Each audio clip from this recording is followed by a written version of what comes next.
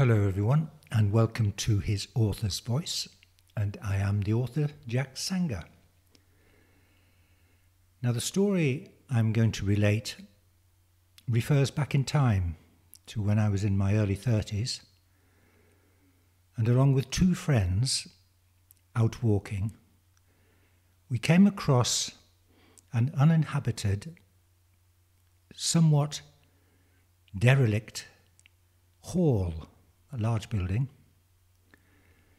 and upon investigation, though it still had most of its windows intact, we did find a side window that was broken open, and so, I suppose rather illegally, we entered and investigated its contents. So, much later, I wrote this tale, and I called it Transgression.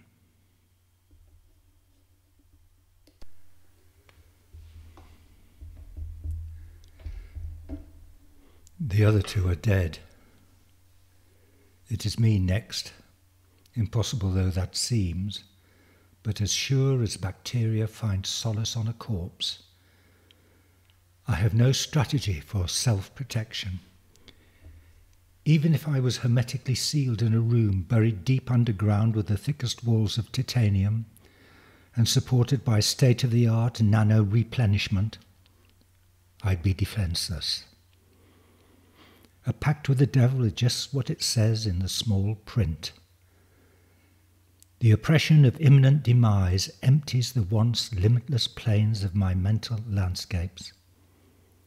I can feel an animate darkness brushing against the fine hairs covering my body, sucking the airs out through my nostrils, and dulling the sound reaching my ears, just as surely as it is also caking my eyes with its heavy veil.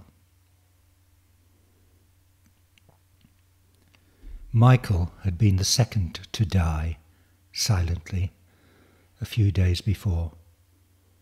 It was inevitable, following what happened to Rob, and I went on social networks to verify it. I found what may have been his last words on his public wall. "This is goodbye to my two closest friends. See you in purgatory." I called his partner, Jacintha, a woman I never liked and whose presence in his life had driven a wedge between us. But I felt I had to offer my condolences. After all, Michael and I had been close friends since we were students. He, along with Rob, had been one of the trio of wild youngsters who had entered into the contract that had started us on this inexorable, forbidding journey. All for one and one for all, we had chanted in unison, making the old saying sound like an incantation as we broke into that old building. Her brother answered the phone. Jacintha was in hospital, being treated for shock and sorrow. That's how he put it. It wasn't too far to the place. I took a conveyor bus. She, of course, was unaware of the grim inevitability of his death.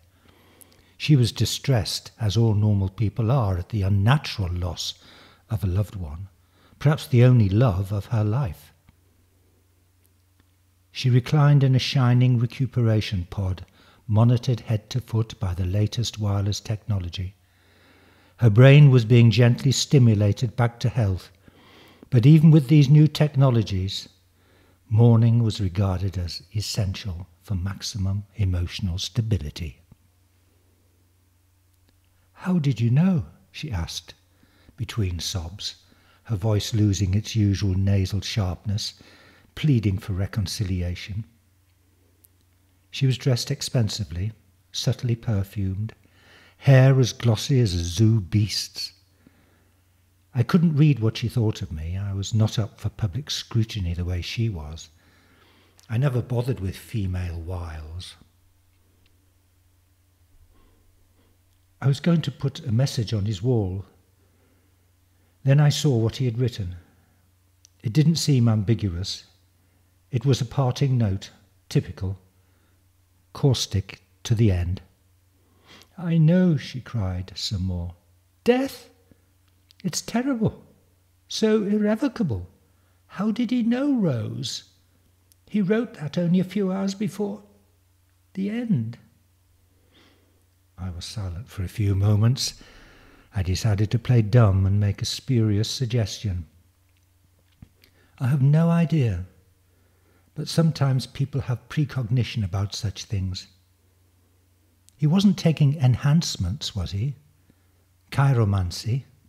It is the fashion." "No, definitely not. He'd even become a vegan, everything organic, hated chemicals."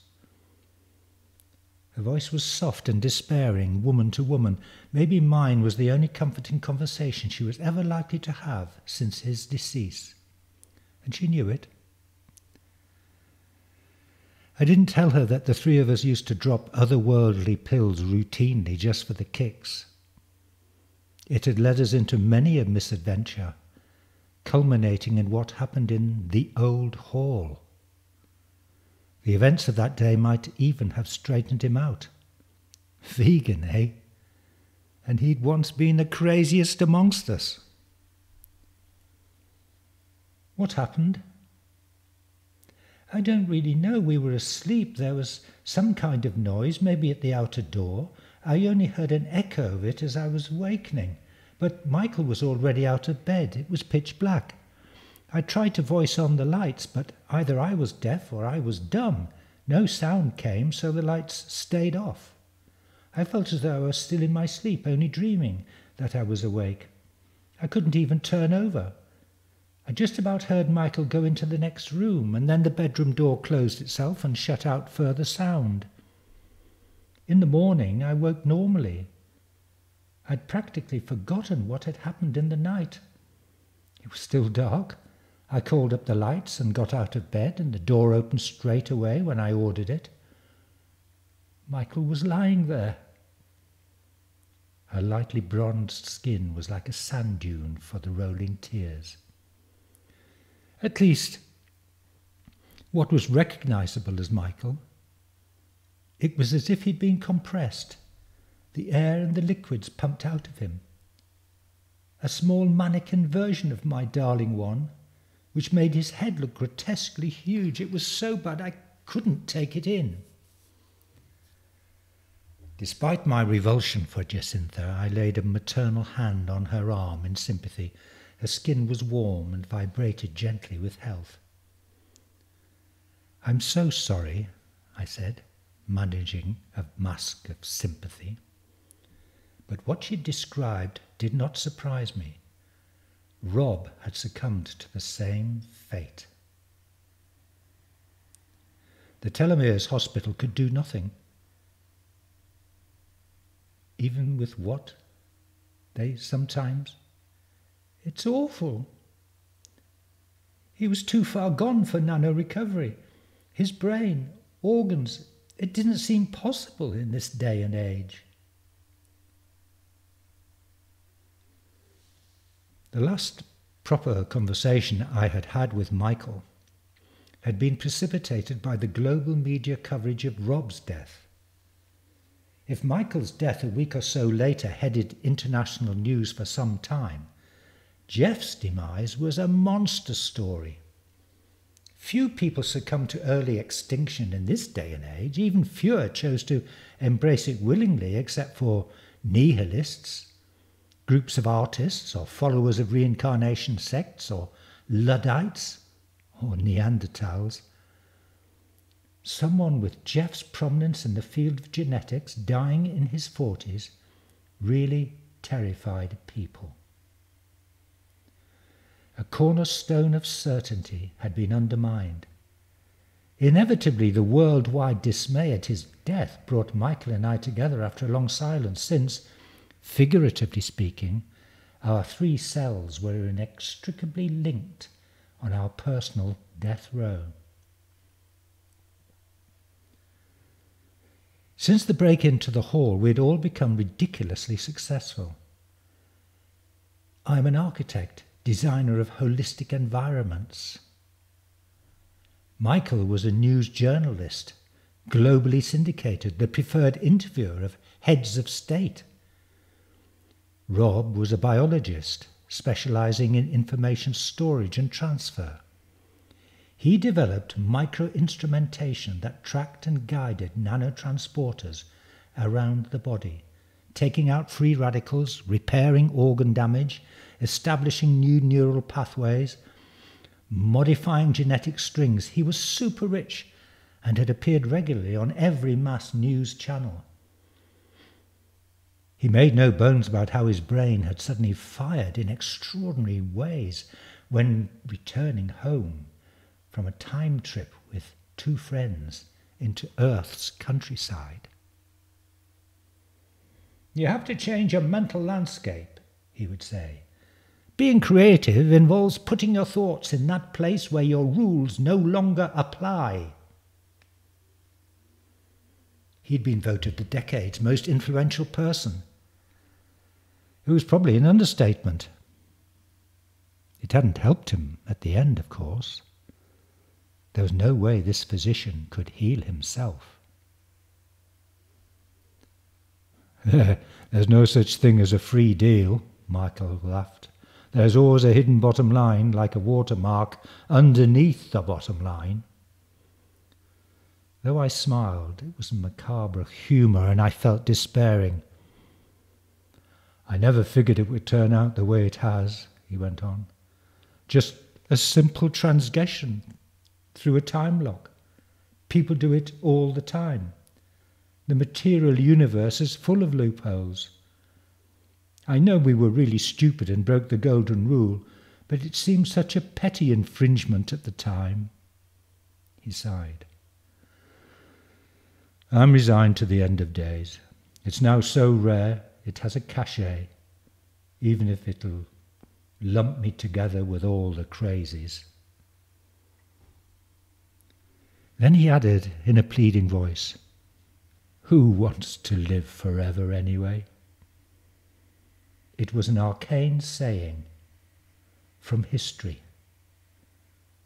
I looked into his dark brown eyes and saw no fear there.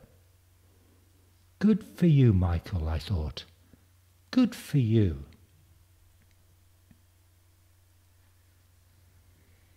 Decades earlier, before the first of us, Jeff was discovered as a mere bag of bones in a coat of skin on a first-class flight from London to Beijing. The 3 of us had set off into the countryside. It was a warm summery day in late March. There was a glorious sprinkle of pale green on the hedges. Everywhere was orderly and controlled, and a civility was abroad, such that people who were out walking nodded and smiled and said, "Good day." Walking was a fashionable strategy for managing time. People read old poetry about nature and tried to elicit the same spiritual response from the plant and animal world as the poets had once experienced. They ignored the fact that there was nothing raw in tooth and claw or untutored and self-propagating about the countryside these days. They took prescription pills to heighten empathy with the fauna and flora that was allowed. The 3 of us, Rob, Michael and myself, wanted to have an adventure. We were drawn to each other at university because we were radicals, madcaps. We broke the rules. For us, the world was too safe, too conservative, too stifling. So it was no surprise to me and Jeff that Michael had a secret plan for the outing. He brought an heirloom and drugs with him. The memorabilia was an ordnance survey map, printed on stiff cloth paper, yellowing at the edges, and covering the very area in which we now found ourselves. The house of my ancestors would have been on that same site, he pointed. A glistening dome of crystal sat in a meadow full of early spring flowers. It was vast, the home of the very rich, The usual sign was projected on its surface to inform visitors and passers-by that the owners weren't at home. We bounded across the grass. It was springy and dry. The scent of herbs rose from our feet. "We're not going to go inside," I blurted, suddenly feeling anxiety. "Not in this reality. First, it's only our entangled selves that will enter. Second, it's not the dome we will be inside, but the old hall here. Look, on this map." Michael jabbed a finger at it. We stared at the tiny oblong symbol which denoted a solid rectangular structure in a haphazard of fields. "All we must remember is that we must leave everything as we find it. No trophies. Watch where you walk. If we disturb the place by more than the accepted norm, you know what can happen." We grinned. It was kindergarten science. Change the past, and you change the future. "Let's eat first, shall we?" I brought a picnic. We sat down together and munched with relish. After we finished, Michael took out a tablet, holding it between thumb and forefinger. It was almost too big to conceive of swallowing. "I obtained 3 of these from a friend the other day," he said. "QEs. Legit. Guaranteed. From a time lab via a friend. You must have heard of them." We had. They were all the news. There had been untimely disappearances, for example. Strange twists in the flow of individuals' fate, mainly as a result of 3D downloading from dark sites. On the other hand, bona fide historians were using them to research the past without any problems. You pays your money and you makes your choice. A familiar mutual desire to cast ourselves on the tide of an unknown sea took hold. We downed them as one, with no further thought about what we were doing. "All for one and one for all," we recited. The tablet was very absorbent and stuck in my throat. I had to work my tongue to make spittle. It left an aftertaste of something I did not recognize and did not like. We sat on the manicured lawn, clasped hands around the old map, and stared at the dome. Moments later it shivered into a mist, and was replaced by an old hall with red brick and mullioned windows and twisted chimneys. The top of a tree was sprouting from its roof. It was eerie. It was very real. After a careful reconnoitre, we decided to enter through a small side window. The frame was rotting and it slid upwards easily, the glass separating a little from the wood.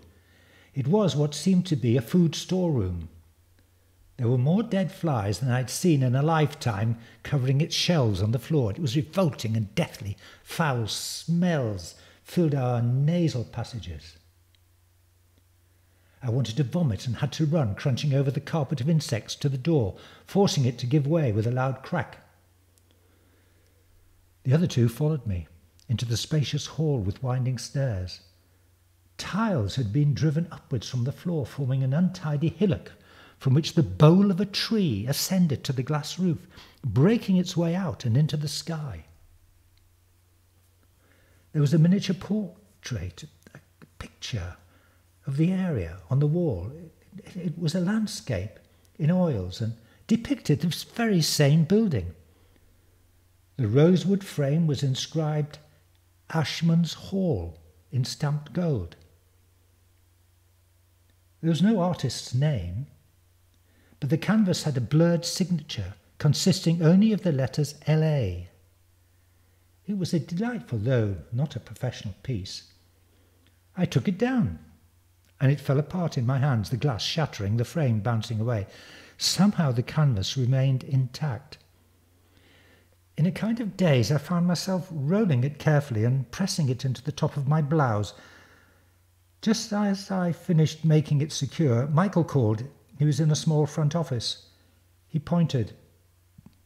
The skeleton of a man in a ragged, half-eaten, brown, window-patterned suit was bent over a desk, anchored there by two locked scaffolds of humerus, ulna, and radius. A perfectly dried white carnation was pinned to the suit's lapel.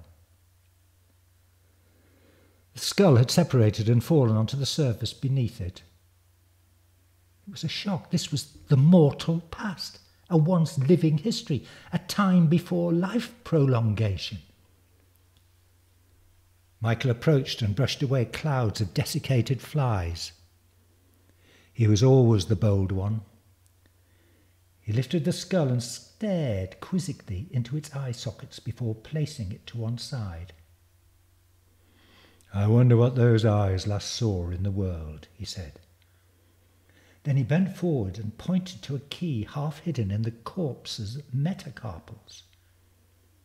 He dislodged it carefully and put it in a pocket. In our communal hyperreal state, we did not question him. Rob led the way out and onto the marble-tiled stairs. We wound our way upwards around the tree. It was like cohabiting in a coma.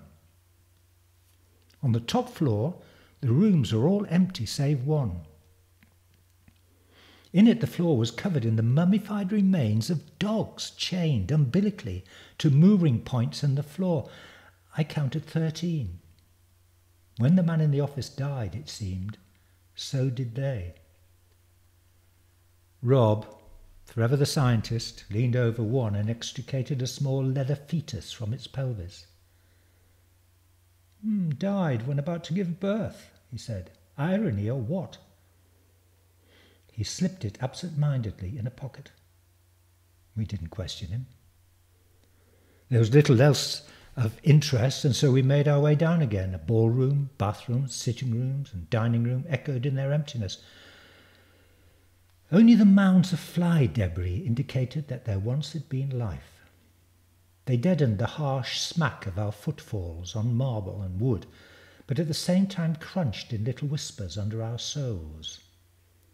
It was as though the building's contents had been vacuumed out and disposed of, leaving only an office and a bedroom kennel. Since it contained the last evidence of human existence in the building, we returned to its final tableau. The safety pin-shaped man's bones, a metal filing cabinet, a large faded framed photograph of a couple in formal, centuries-old clothes, a spare wooden chair with a long back, and lastly, frayed curtains, which opened to allow some greenish light through the grime on the panes of glass. Michael took out the key. Too big for these drawers," he murmured as he went behind the desk, checking.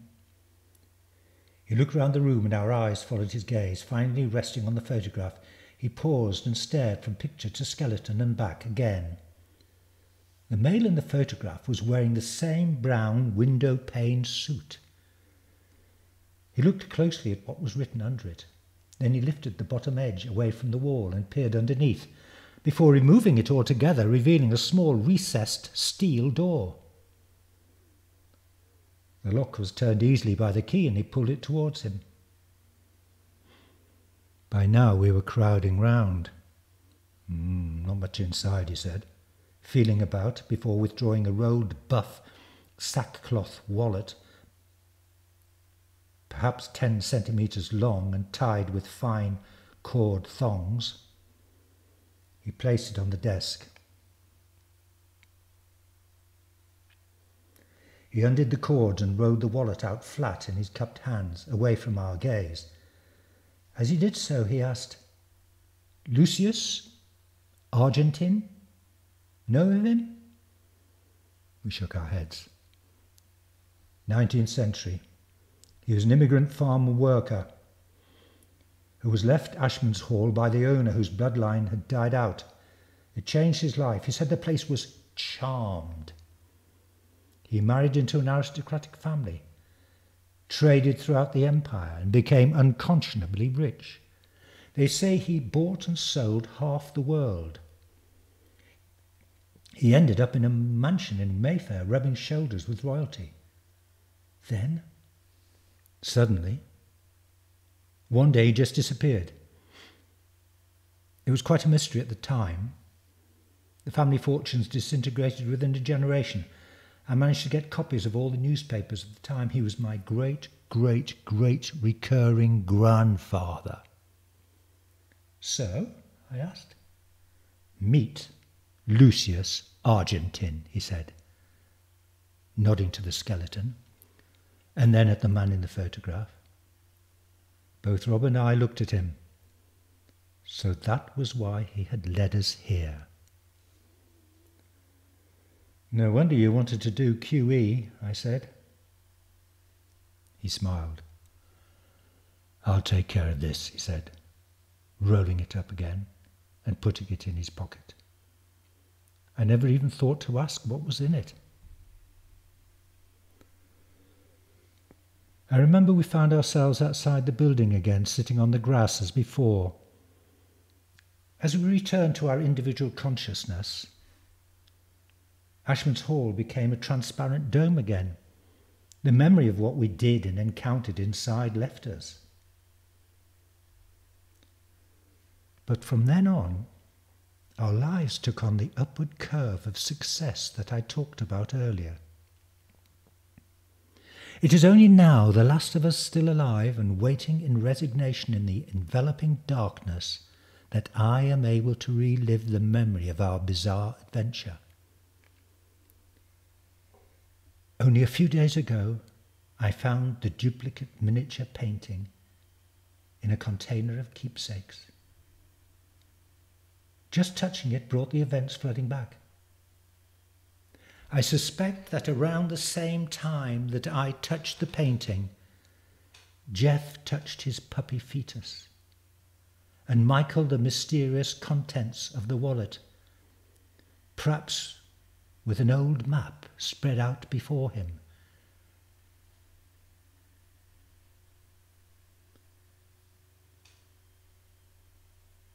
My 3D communication screen comes alive out of the enfolding blackness. I have a visitor. It is an old man, thin and stooped, in a brown window-pane suit with a perfect white carnation in its lapel.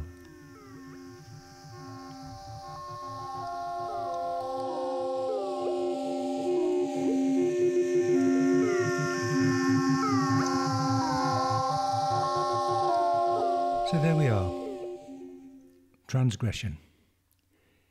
You can see quite clearly how a fairly unusual event in the past can provide a very nice platform, a catalyst, a jumping off point for writing in the future. If you want to hear more short stories and snippets from my novels, you'll find them on this podcast website and also on my YouTube site of the same name, His Author's Voice. My website address is www.jacksanger.com. There are novels, plays, short stories, and a bit of Zen fiction there. Even some poetry. So, tell your friends. Get them to listen to or read. That would be helpful. That's all for now. Bye-bye.